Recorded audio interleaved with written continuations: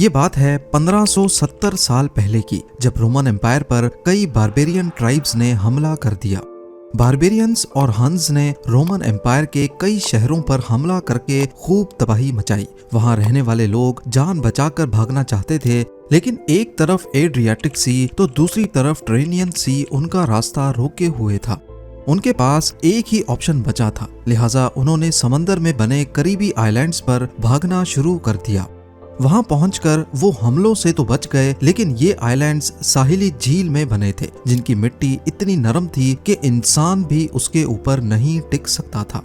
पर सभी मुश्किलात के खिलाफ जाकर इन लोगों ने यहाँ पर ना सिर्फ बसेरा किया, बल्कि एक के बाद एक इंजीनियरिंग के कारनामे दिखाकर बिल्डिंग्स, कैनाल्स और यहाँ तक के ब्रिजेस भी बनाए। यही वो शहर है जिसे आज दुनिया वेनस के नाम से जानती है। बावजूद इसके कि यहाँ पर ना रोड्स थे, ना जमीन और ना ही पीने का साफ पानी, लेकिन फिर भी वेनेशियंस ने इसको सबसे पावरफुल सिटी बना कर दिखाया। पर आखिर ये सब मुमकिन कैसे हुआ? वो छोटे आइलैंड्स जिन पर खड़ा होना भी मुमकिन नहीं था, वहाँ इतना बड़ा शहर कैसे खड़ा किया गया, वो भी करीब 1000 साल। रोमन छोड़कर जो लोग शुरुआत में इन आइलैंड्स पर गए थे, उनके पास यहाँ रहने का कोई ठिकाना नहीं था। नरम गारे जैसी जमीन जिस पर कोई भी चीज रखने से वो अंदर धंसने लगती थी। उस वक्त कई लोगों ने वापस साहिल पे जाने का मशवरा दिया, लेकिन वापसी का मतलब था मौत। बारबेरियंस और हंस नॉर्दर्न यूरोप के कुछ खाना बदोश कबीले थे, जिन्होंने रोमन एम्पायर की कमजोरी का फायदा उठाते हुए यहाँ पर हमला किया था। उस वक्त हालात इतने गंभीर थे कि इन नरम आइलैंड्स पर रहना ही इनकी मजबूरी बन गया। साहिल से 5 किलोमीटर दूर 150 से भी ज्यादा छोटे छोटे मार्शी आइलैंड्स थे, पर इन सभी का एक जैसा हाल था। इसी दौरान रेफ्यूजीज में से एक शख्स जमीन के अंदर धंसता जा रहा था। अपने आप को बचाने के लिए उसने अपनी बोट के चप्पू को जमीन में गाड़ा, तो वो कई फुट नीचे जाने के बाद बिल्कुल ठोस हो गया। यहीं से इनको आइडिया आया, जो बाद में वेनिस सिटी की बुनियाद बना। यहाँ से चंद किलोमीटर दूर जहाँ आज का क्रोशिया है, वहाँ के जंगलात से दरख्तों के तने लाए गए और इनको मार्शी आइलैंड्स पर ठोक ठोक कर अंदर गाड़ा गया। तकरीबन 5 मीटर नीचे जाने के बाद ये तने जमीन की सख्त मिट्टी में जाकर अपनी ग्रिप बना लेते थे। इनको एक दूसरे के करीब करीब अंदर ठोका जाता ताकि एक स्टेबल प्लेटफॉर्म बन सके। पाइल्स को अंदर डालने के बाद इनके ऊपर का हिस्सा काट कर लेवल किया गया और उसके ऊपर लकड़ी के तख्ते बिछाए गए, ताकि पूरा लोड पाइल्स में बराबर डिवाइड हो सके। इस फाउंडेशन को पानी के लेवल से ऊपर उठाने के लिए स्पेशल लाइम स्टोन के ब्लॉक्स रखे गए। ऊपर पत्थरों का लोड और नीचे 5 मीटर लंबे वुडन पाइल्स। ये सिंपल कॉम्बिनेशन एक मजबूत फाउंडेशन बनाने के लिए काफी था। लकड़ी के तने जो अब पानी के अंदर थे, वो फूल कर एक दूसरे में टाइट हो गए और इनके बीच हवा गुजरने की जगह भी नहीं बची। यही वजह है कि वेनस में जो पाइल्स करीब 1000 साल पहले गाड़े गए थे, वो आज तक परफेक्ट कंडीशन में शहर का वजन झेले हुए हैं। फाउंडेशन डालने के बाद इसके ऊपर बिल्डिंग्स बनाने का काम शुरू किया गया। शुरुआत में वेनेशियंस ने लकड़ी के घर बनाए, लेकिन कुकिंग वगैरह के दौरान अक्सर इनमें आग लग जाती थी। बाद में ईंटों का इस्तेमाल भी शुरू हो गया। बिल्डिंग्स को हल्का रखने के लिए घर 3 स्टोरी से ज्यादा बड़े नहीं रखे जाते थे। ईंटों के बीच में लाइम स्टोन के पाउडर से बनाया गया स्पेशल गारा डाला जाता, ताकि मजबूती के साथ साथ दीवारें फ्लेक्सिबल भी रहें। फ्लोर्स और अंदर की दीवारें लकड़ी के तख्तों से बनाई गईं, जिनको बाहर से लोहे की रॉड्स डालकर होल्ड किया जाता। ये आइडिया वेनेशियंस में काफी फेमस हो गया और देखते ही देखते इसी तरीके से आइलैंड्स घरों से भरते गए। नॉर्मली शहर बाहर की तरफ फैलते हैं, लेकिन वेनिस अंदर की तरफ फैलने लगा। पहले ऐसा होता था कि एक आइलैंड से दूसरे आइलैंड में जाने के लिए सिर्फ बोट्स का ही सहारा होता था, लेकिन बाद में जब आबादी बढ़ने लगी तो आइलैंड्स करीब से करीब होने लगे और अब इनके बीच कम पानी में घोड़ों पे बैठ के भी आइलैंड्स क्रॉस हो सकते थे। वेनिस सिटी में अब सबसे ज्यादा जरूरत इन आइलैंड्स को आपस में कनेक्ट करने की थी। पहले 500 सालों तक ये आइलैंड्स आपस में कनेक्टेड नहीं थे, लेकिन जब आबादी काफी बढ़ गई और कारोबार की रेल पेल होने लगी, तो यहाँ का बिजनेस हब, जिसे रियाल्टो कहा जाता है, सबसे पहले यहाँ एक सिंपल लकड़ी का ब्रिज बनाने की कोशिश की गई। इस ब्रिज को पॉन्टून ब्रिज कहते हैं, जिसमें फ्लोट्स की मदद से गुजरने का रास्ता बनाया जाता है। इस ब्रिज से रियाल्टो तक पहुंचना तो आसान हो गया, लेकिन क्योंकि ये फ्लोट्स के सहारे खड़ा था, इसी वजह से काफी हिलता रहता था और अक्सर लोग इसमें से गिर भी जाते थे। बाद में यहाँ लकड़ी का परमानेंट ब्रिज भी बनाया गया, लेकिन ईयर 1310 में हंगामा आराई की वजह से इसको आग लगा दी गई। आग लगने के बाद भी रियाल्टो ब्रिज अगले 140 सालों तक टिका रहा, लेकिन आखिरकार ईयर 1444 में ज्यादा लोड पड़ने की वजह से वो गिर गया।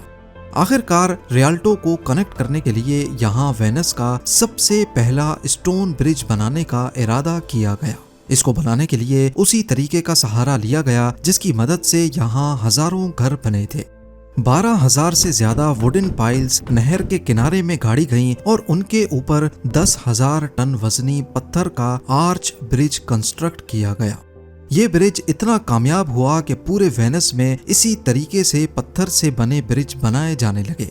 आज भी ये ब्रिज उसी मजबूती से खड़े लोगों के हजूम का वजन बर्दाश्त कर रहे हैं। इन ब्रिजेस की मदद से अब एक आइलैंड से दूसरे में जाना और भी ज्यादा आसान हो गया। वेनिस सिटी में रोड्स नहीं बल्कि सिर्फ कैनाल्स हैं और इन कैनाल्स को ही इस्तेमाल करते हुए एक जगह से दूसरी जगह पहुंचा जाता है। इससे वेनिस को फायदा ये हुआ कि सामान वगैरह को शहर के किसी भी कोने में पहुंचाना काफी आसान होता है।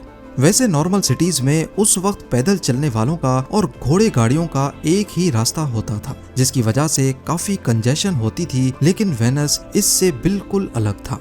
यहाँ पैदल चलने वालों का रास्ता कैनाल्स में चलने वाली बोट से बिल्कुल अलग है और सबसे बड़ा फायदा ये कि कैनाल से कोई कहीं भी उतरकर जल्दी से अपने घर तक पहुँच सकता है।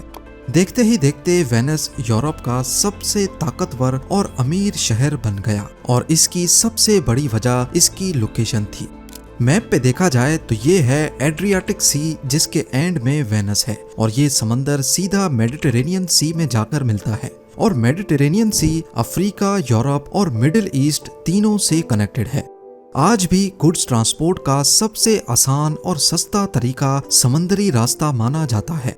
यानी मिडिल ईस्ट और ईस्ट यूरोप से वेस्टर्न यूरोप तक पहुंचने के लिए जहां इटली, ऑस्ट्रिया, हंगरी, जर्मनी और फ्रांस हैं, शिप्स आसानी से एड्रियाटिक सी के आखिर तक आ सकती थी, जहां पर आज वेनिस मौजूद है। बेशक ही ईस्ट यूरोप वेस्ट के साथ जमीनी रास्ते से जुड़ा है, लेकिन क्योंकि उस वक्त ट्रांसपोर्ट का वाहिद जरिया शिप्स थी, तभी ब्लैक सी से मेडिटेरेनियन और फिर एड्रियाटिक सी तक सारा सामान शिप्स में ही भेजा जाता था। और क्योंकि यहाँ कार्गो शिप्स का आना ज्यादा था, तभी वेस्टर्न यूरोप से ईस्ट यूरोप तक गुड्स भेजने के लिए सस्ती कार्गो शिप्स भी वेनिस से ही मिल जाती थी, क्योंकि उनको वापसी खाली जाना होता था। बिजनेस एक्टिविटी की वजह से वेनिशियंस काफी मालदार हो गए। ये देखते हुए आसपास मुल्कों के लोग भी वेनिस में बसने लगे और देखते ही देखते यहाँ की आबादी काफी बढ़ गई। अब वेनिस में पीने के पानी की डिमांड हद से ज्यादा बढ़ गई। बेशक वेनिस चारों तरफ पानी से घिरा हुआ है, लेकिन ये समंदर का नमकीन पानी है जिसे पिया नहीं जा सकता। कुदरती चश्मों या रिवर्स के ना होने की वजह से यहाँ फ्रेश वाटर जमा नहीं होता था। वेनिस में पीने का पानी मेन लैंड से ड्रम्स में भर भर के कश्तियों में लाद कर लाया जाता था, लेकिन जब यहाँ की पॉपुलेशन 1,70,000 हुई तो पानी की किल्लत होने लगी। इस पॉइंट पे वेनिशियंस के इंजीनियर्स को एक बार फिर से अपना दिमाग चलाने की जरूरत थी। कुछ तो ऐसा करना था जिससे वेनिस की बढ़ती आबादी को पीने का पानी मिल सके, वरना यहाँ का बिजनेस भी अफेक्ट हो सकता है। वेनिस में ही आइलैंड्स के चंद हिस्से ऐसे थे जहां कंस्ट्रक्शन नहीं हुई थी। उन आइलैंड्स पे बारिश के पानी को जमा करने के लिए गहरा गड्ढा खोदा गया और उसकी दीवारों को मिट्टी और गारे से वाटर प्रूफ बनाया गया। अगर आपको लग रहा है कि इन गहरे गड्ढों में डायरेक्टली बारिश का पानी स्टोर किया जाएगा, तो ऐसा नहीं है, बल्कि वेनिशियंस की सोच इससे ज्यादा एडवांस्ड थी। इन गड्ढों में कुआं बनाकर उसके इर्द गिर्द रेत और पत्थर डाले गए और उसके ऊपर टाइल्स लगाकर वापस प्लेन सरफेस कर दिया गया। सरफेस पे कुछ सुराख छोड़े गए जिसमें से बारिश का पानी अंदर जा सके। ये पानी रेत और पत्थर से होता हुआ जब कुएं में जमा होता तो ये फिल्टर भी हो जाता था। पानी की फिल्ट्रेशन का ये नेचुरल प्रोसेस है। बारिश का पानी जब पहाड़ों से चश्मों की सूरत में नीचे आता है तो पत्थरों और मिनरल्स से गुजरकर वो बिल्कुल साफ पीने के काबिल हो जाता है। वेनिशियंस का ये फिल्टर सिस्टम इसी बुनियाद पे काम करता था। लेकिन सवाल ये है कि इतने छोटे से एरिया में आखिर कितना ही बारिश का पानी जमा हो पाएगा। इसके लिए आसपास घरों की छतों पे पाइप्स लगाए गए जो बारिश के पानी को सीधा इस फिल्टर में डालने का काम करने लगे। ऐसे पानी की कलेक्शन के लिए सरफेस एरिया भी बढ़ा दिया गया।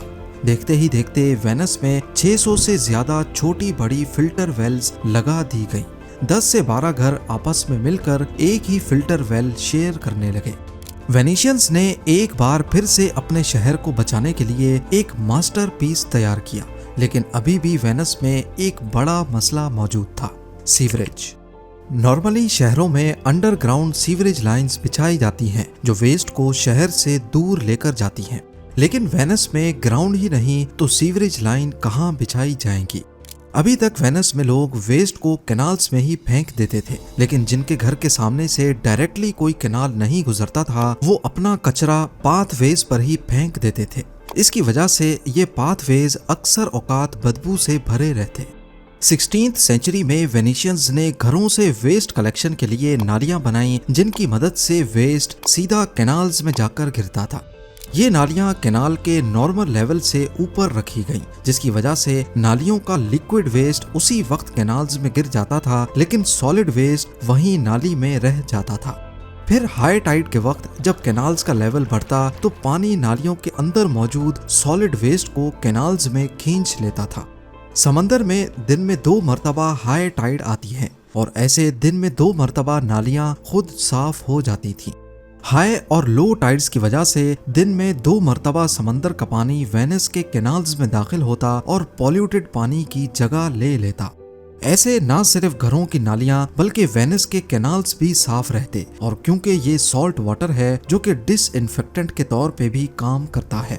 आज भी वेनिस में यही सीवरेज सिस्टम काम कर रहा है। हैरत अंगेज तौर पे 1000 साल पहले जिस इंजीनियरिंग की बदौलत वेनिस को बनाया गया था वो आज तक काम कर रही है। बिल्डिंग फाउंडेशंस, कैनाल्स, ब्रिजेस और सीवरेज सिस्टम। आपको बताता चलूं कि वेनिस धीरे धीरे जमीन में धंसता जा रहा है। ये एक नेचुरल प्रोसेस है जिसकी वजह से हर साल ये शहर 1 से 2 मिलीमीटर नीचे धंस रहा है। ये दुनिया का वाहिद शहर है जहां ना गाड़ियां हैं ना मोटर बाइक्स। यहाँ हर साल फ्लड आता है जिसे एक्वा एल्टा कहते हैं। सर्दियों में यहाँ पानी का लेवल काफी बढ़ जाता है और अक्सर वॉकवेज पानी के अंदर चले जाते हैं। हर साल वेनिस को 60 लाख लोग विजिट करते हैं, लेकिन अभी यहाँ की लोकल पॉपुलेशन 50,000 से भी कम है। उम्मीद है वीडियो भी आप लोग भरपूर लाइक और शेयर करेंगे। आप लोगों के प्यार भरे कमेंट्स का बेहद शुक्रिया। मिलते हैं अगली शानदार वीडियो में।